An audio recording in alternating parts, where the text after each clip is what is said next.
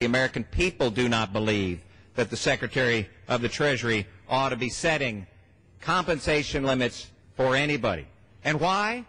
Why does all this feel so strange? It's because we're in a political economy. We're no longer in the market economy that the American people know and love and embrace. What does a political economy look like? Well, the gentleman from California described it. He said, because of the disclosure provisions, the American people who are putting up the money have a right to know. Well, sure, they have a right to know, but that's not what a market economy is.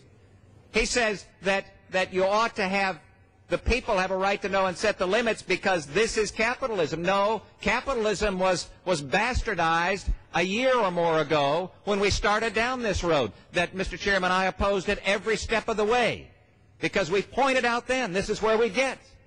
We would get to be debating on the floor of this House what kind of compensation members in the private sector ought to have.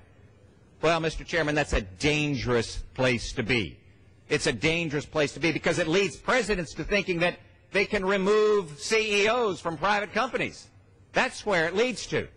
It leads members of Congress to believe that they can call on the Treasury Department to get money out of previous bills that have been passed in Congress, even though the institution in their district doesn't qualify under the rules that have been provided. Mr. Chairman, it's a dangerous place to be. And it violates the Constitution.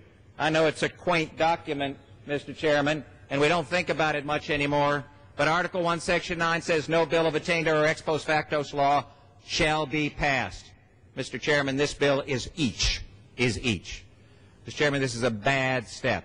It's a bad and a dangerous step for this Congress.